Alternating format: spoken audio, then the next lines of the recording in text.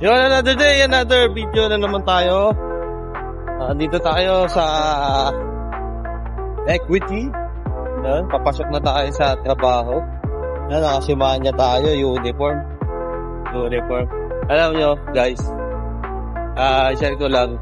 Siyempre, pagka nasa ibang bansa ka pala, hindi mo pala kaya gawin yung mga ginagawa mo sa Pilipinas, no? Ang alikabok.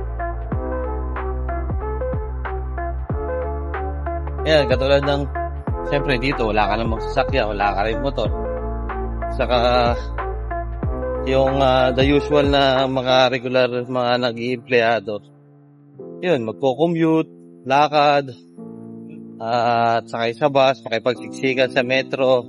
Parang sa Pilipinas, di ba? Pag wala kang sasakyan, o kaya nagtitipid ka ng gasolina, kung may sasakyan ka man, tetrain ka, do. So, ayun, yun.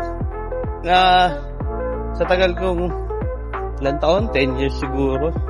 10 years na hindi ka naging empleyado noon, hindi ka na nakipagsiksikan. Almost pala, kasi may stop ako 2017 na hindi na nagtrabaho. And dahil may sakyan, nag-grab, naglalamove. Tapos, ayun.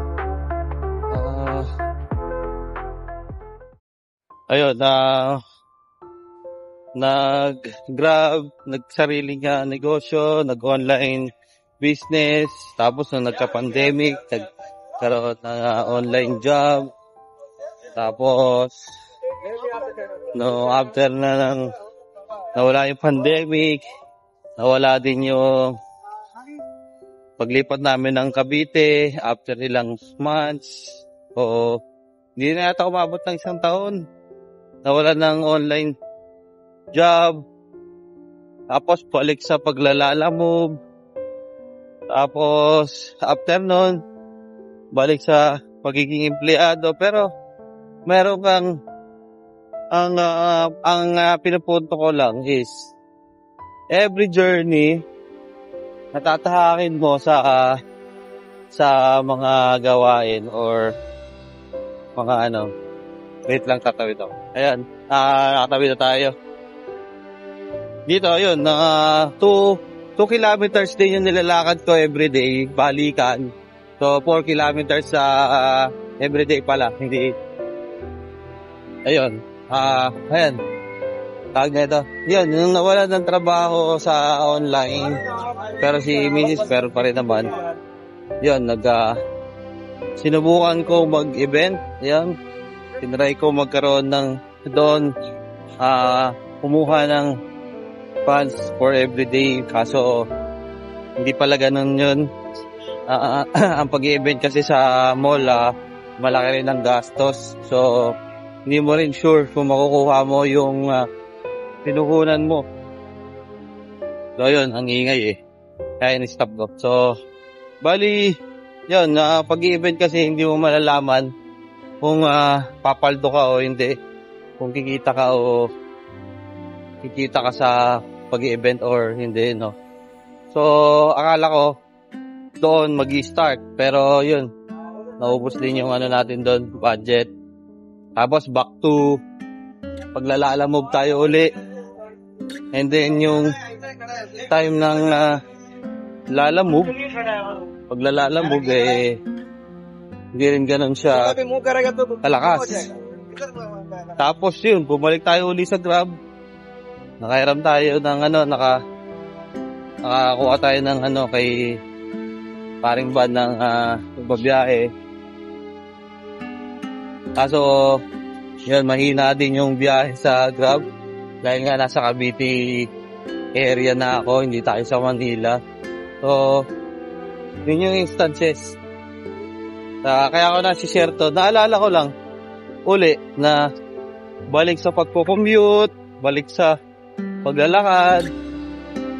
Yun, pag nasa ibang bansa ka rin pala, hindi mo rin pala talaga magagawa yung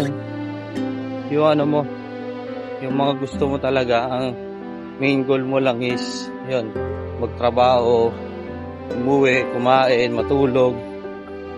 Yan, trabaho. Ulit-ulit lang yan.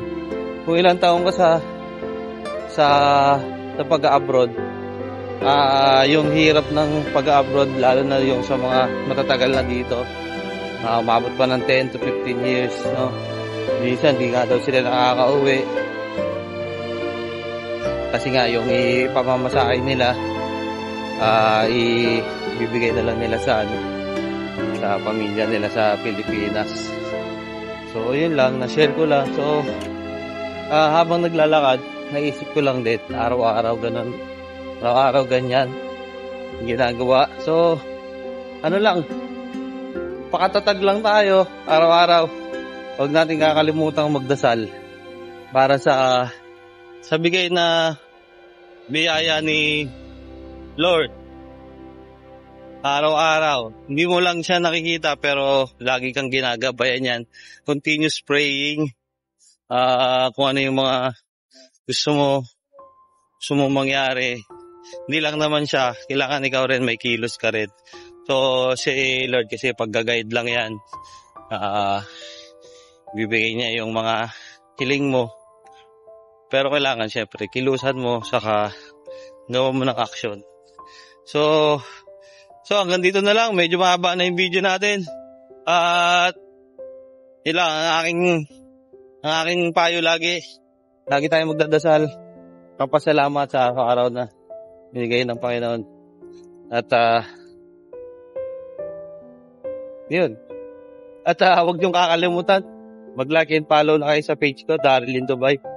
At kung taga saan ka man, nanonood ng aking video, kung na-inspired ka sa aking kwento ngayong araw, comment down below yung pangalan mo para ma-shoutout kita sa susunod na video natin.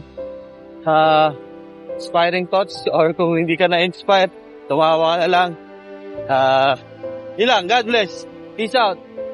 Another day, another walking video.